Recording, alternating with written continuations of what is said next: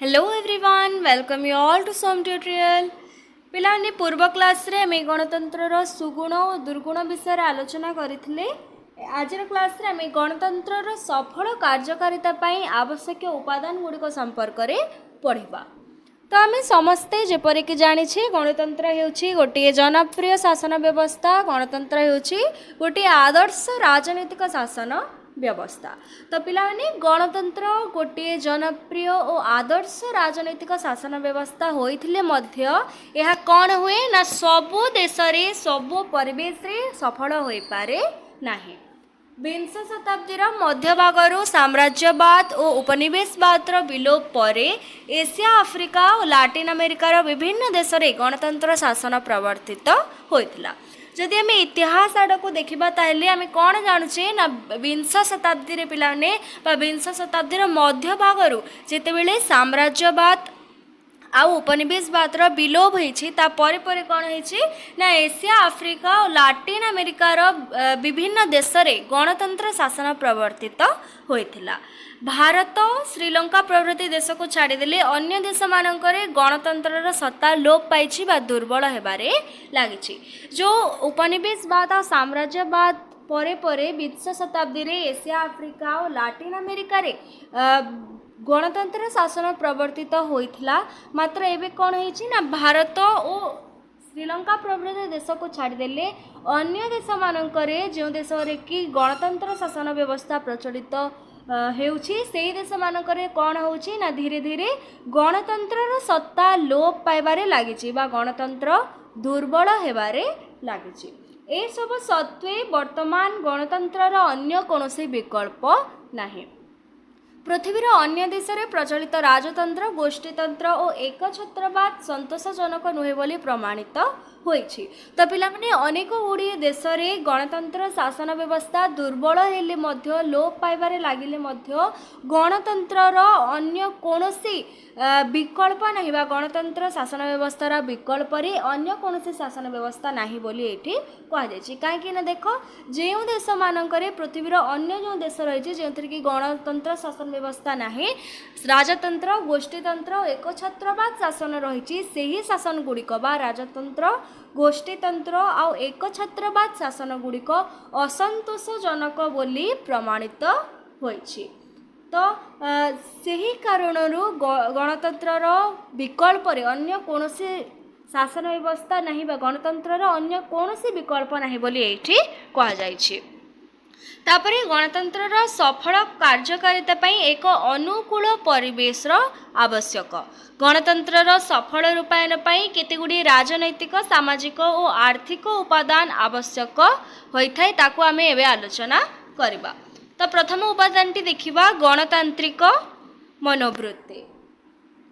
गणतंत्रर सफलता पाई प्रथम और प्रधान उपादान है गणतांत्रिक मनोवृत्ति जो कि गणतंत्रर मौलिक नीति उपरे जनसाधारण पूर्ण आस्था और विश्वास। गणतंत्रर मौलिक नीति जो रही पिलामाने से मौलिक नीति उपरे जनसाधारण पूर्ण आस्था और गभीर विश्वास रहिबा कथा बोली एठी कहगला। तापरे गणतंत्र शासन जनसाधारण सहयोग और समर्थन बिना सफल हुए नाही। जेपरिक आम पढ़ीचे गणतंत्र होछि लोकमानंक शासन लोकमानंक पाई शासन लोकमानंक द्वारा परिचालित एक शासन व्यवस्था। तो जनसाधारण बिना लोकमानंक बिना यही गणतंत्र सफल होई पारे नाही बोली कहागला।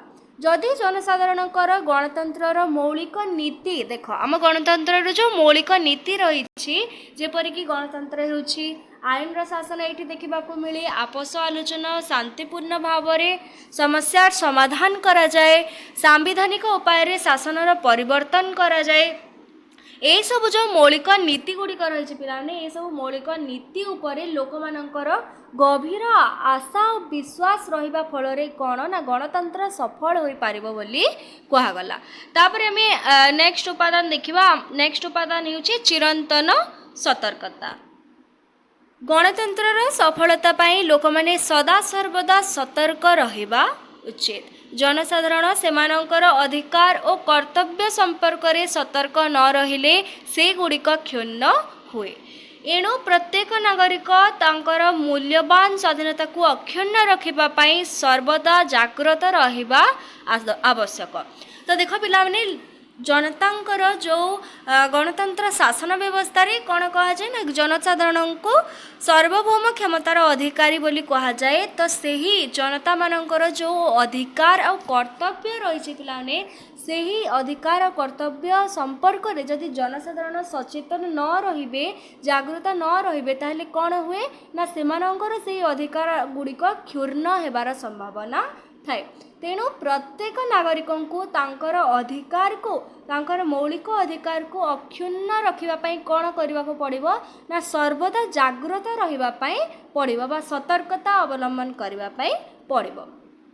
सेथिपई जॉन स्टुअर्ट मिल कौन कहते ना देख सतत जागृति हेउची स्वाधीनतार मूल्य बा स्वाधीनतार मूल्य कौन कहते ना समस्त जागृति समस्त सचेतनता ही हेउची स्वाधीनतार मूल्य बोली जॉन स्टुअर्ट मिल कहते।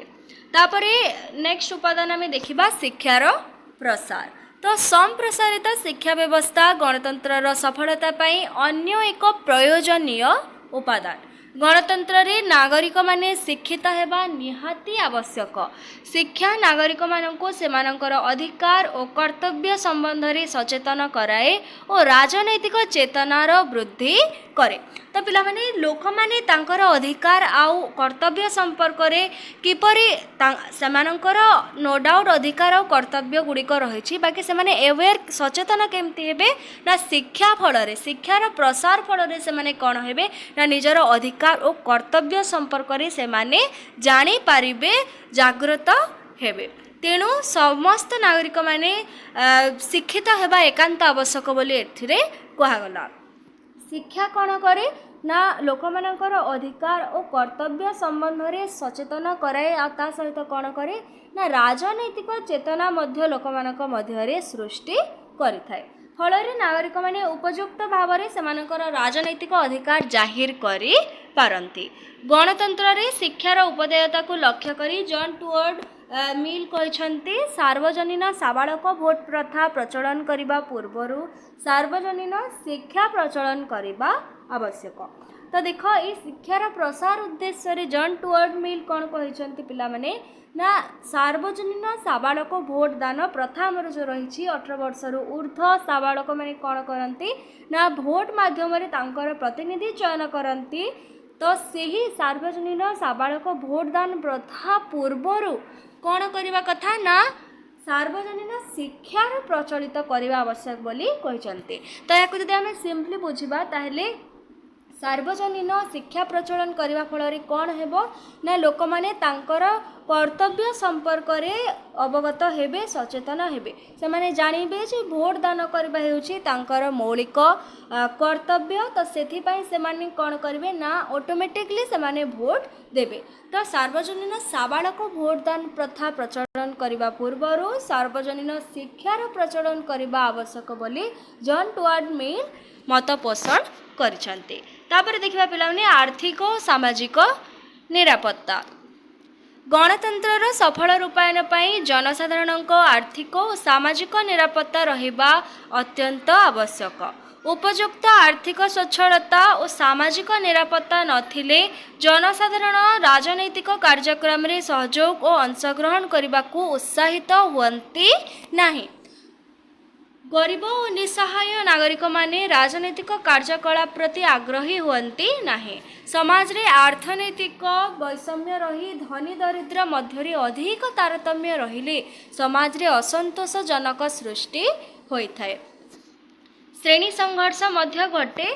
तेणु आर्थिक और सामाजिक निरापत्ता न रहिले गणतंत्र मूलदुआ भुसुड़ी पड़िबो। तो ये पिला माने आर्थिक और सामाजिक निरापत्ता। तो यहीटा को जदि आम सिंपली बुझा ताहले कौन ना देख जदि लोक मानकर मध्यरे तारतम्य आर्थिक हो कि सामाजिक तारतम्य अधिक भाव में रहीगला ताहले सेथिरु कौन हेबो ना समाज रे असंतोष सृष्टि हेबो। मनेकर धरा जाऊ गोटे अति धनी लोकटे रही आ गरीब लोकटे रही। तो गरीब लोक जो रही से कौन कर ना से राजनैतिक कार्यकलाप प्रति आग्रही हेब नाही कहीं ना तार बेसिक नीड रही से किभली भाव में किसी कार्य करिकी तार भरण पोषण करिवो तार परिवार को चलेबो से कथा से राजनैतिक आलोचनार पूर्वर से निज कथा केमती तार जीवन अतिबाहित करिवो से कथा से प्रथमे चिंता करे तेणु से राजनैतिक कार्यकलाप रे सेते आग्रही रुहे नाही तो सेथिपाई एथिरे कहवाला कि आर्थिक सामाजिक निरापत्ता जदि समान न रहिले बा अधिक तारतम्य रहिले कौन ना गणतंत्र मूल दुआ भुसुड़ी पड़ी थाए आउ समाज रे जन असंतोष मध्य देखा जाइथाय सेही थिरो आरंभ होए पिला माने श्रेणी संघर्ष तो ये देखिले आम आर्थिक और सामाजिक निरापत्ता तापर रही सजाग और गठनमूलक जनमत गणतंत्र सफलता सजाग और गठनमूलक जनमत उपरे निर्भर करे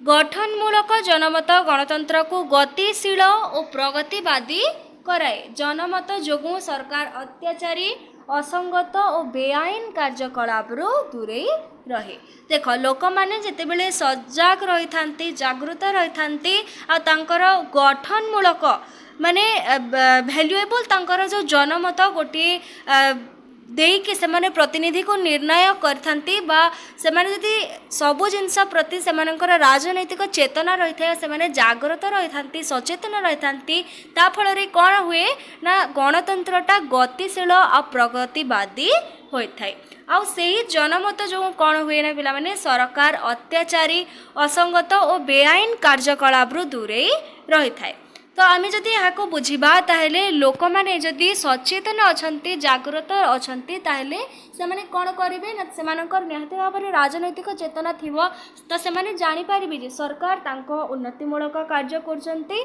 बा कौन से भूल कार्य नियुक्त रोचंती बा से ठीक भाव में शासन कार्य परिचालना करुछन्ति कि माने करप्शन होची से सब से माने लोक मैंने अवगत रही पारे आ मत से सही हिसाब रे ही उपयुक्त योग्य व्यक्ति को प्रतिनिधि हिसाब रे चयन करिथांती तो सजाग गठनमूलक जनमत कौन हुए ना सरकार को अत्याचारी असंगत और बेआईन कार्यकलाप दूरे रखे तापर देखिबा सुसंगठित दलीय व्यवस्था तो सुसंगठित और सीमित राजनैतिक दलर उपस्थिति गणतंत्र सफलता पाई एकांत प्रयोजन विशेषतः द्विदलीय शासन व्यवस्था गणतंत्र सफलता पाई विशेष प्रयोजन द्विदलीय व्यवस्था रे उभय शासक और विरोधी दल दृढ़ होइथान्ते बहुदलीय शासन गणतंत्र सफलता पाई विशेष सहायक नुहे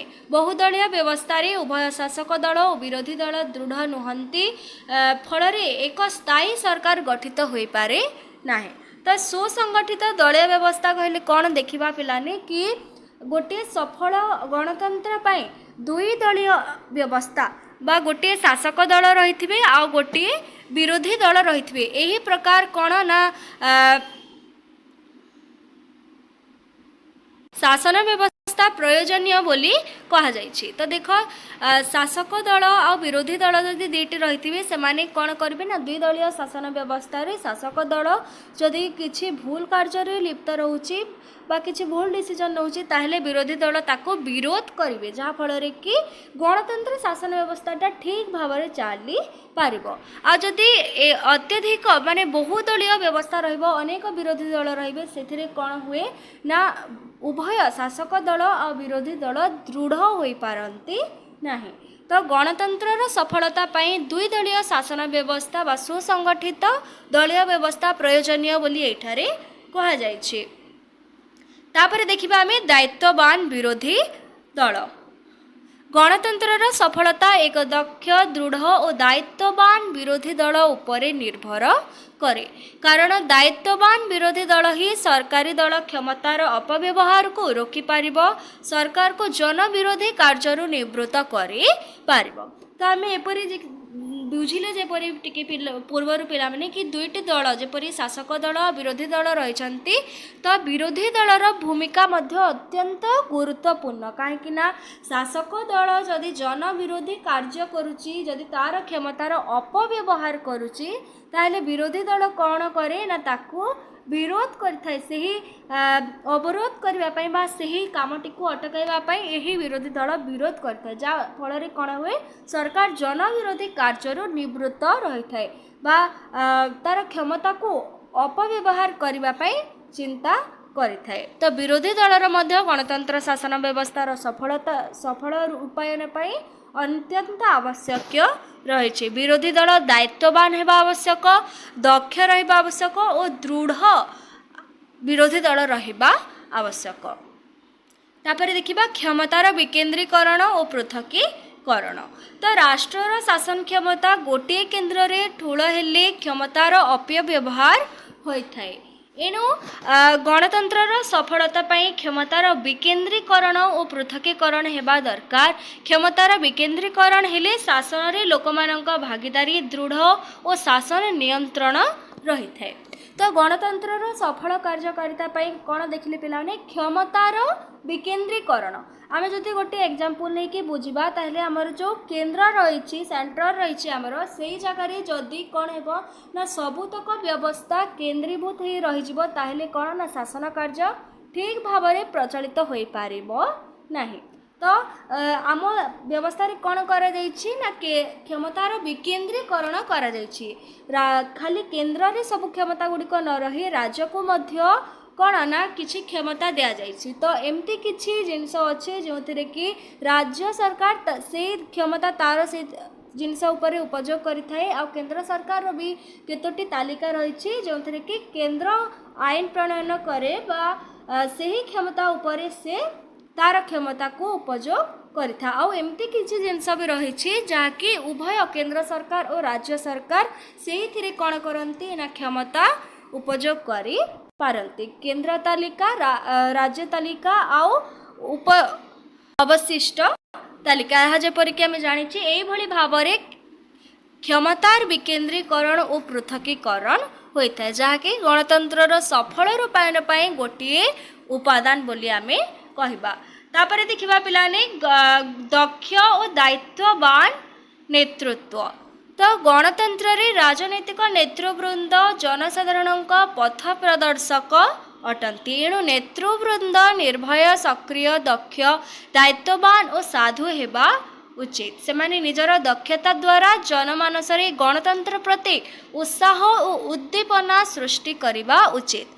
तो देखो कि आमर जो नेतृवृंद रही जो दक्ष और दायित्ववान नेतृत्व गुड़ाक रही जो मैंने कि राजनैतिक कार्य संश्लिष्ट रही को आम जो लीडर कहूँ पिला माने से लीडर माने कौन रहा आवश्यक ना निर्भय सक्रिय दक्ष दायित्ववान और साधु हेबा आवश्यक। जहाँ फल कौन हो ना से दक्षता बल जनमानस लोक मध्य गणतंत्र प्रति उत्साह और उद्दीपना सृष्टि करें। तापर देखिबा स्वाधीन और निरपेक्ष गणमाध्यम किभली भाव में गणतंत्र सफल रूपायन पाई गोटे प्रधान उपादान। तो देखो गणतंत्र सफल रूपायन लगी एक मुक्त और निरपेक्ष गणमाध्यम रहिबा आवश्यक। गणमाध्यम जेपरिक संवादपत्र टेलीविजन रेडियो सिनेमा पत्र पत्रिका इत्यादि जनसाधारण पाखरे खबर सूचना और तथ्य मान पहुँचाई थांती। सेमाने जनमत को सुसंगठित करिथांती। गणमाध्यम गणतंत्र जाग्रत प्रहरी एमानंको गुरुत्वपूर्ण भूमिका पाई गणमाध्यम को चतुर्थ स्तंभ बोली कहा जाय थाए। तो देख पिला माने आमर गणतंत्र चतुर्थ स्तंभ क्या कहा जाए ना स्वाधीन निरपेक्ष गणमाध्यम को गणतंत्र चतुर्थ स्तंभ बोली कहा जाए।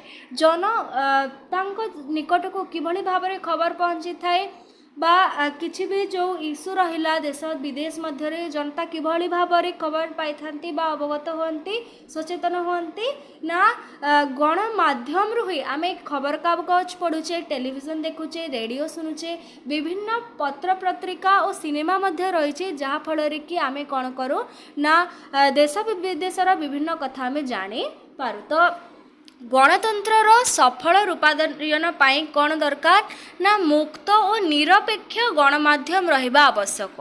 देख गणमाध्यम जदि निरपेक्ष न हेबो बा गोटे केवल सरकार सपक्ष रे जदि रहिथिबो बा मुक्त नथिबो ताहेले कौन हेबो ना लोकमानंक निकटको सठिक खबर पहुँची पारिबो नहीं बा लोकमानंको सत्यता ठारू दूरई रखाजिबो सेतिपई गणमाध्यम सर्वदा स्वाधीन निरपेक्ष और मुक्त रहिबा आवश्यक बोली एटी कहा जायछि।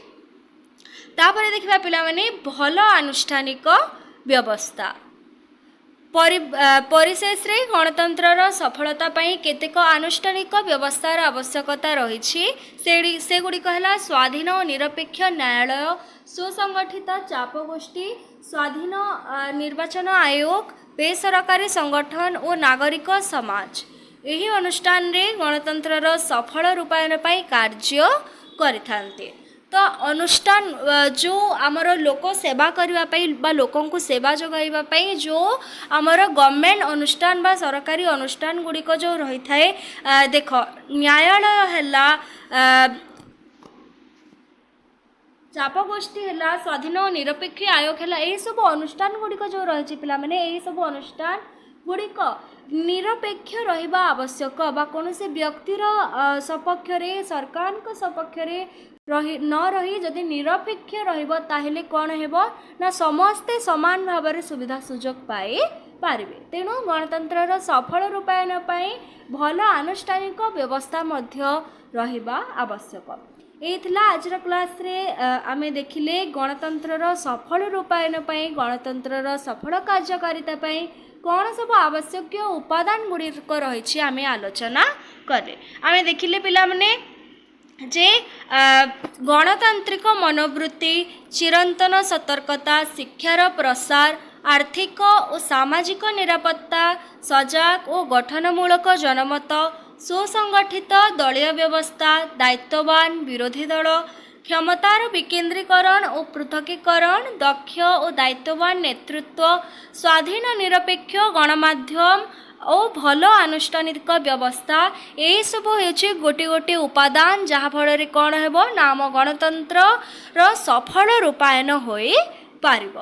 तो आशा करछि आजर क्लास रे समस्ते बुझी पारिबा जो तमर जहाँ भी जो जगार डाउट रोचे तमें किसी बुझे पार ना ताले मते कमेंट रे जनइले नेक्स्ट क्लास रे आमे ताको आउ थरे आलोचना करिबा।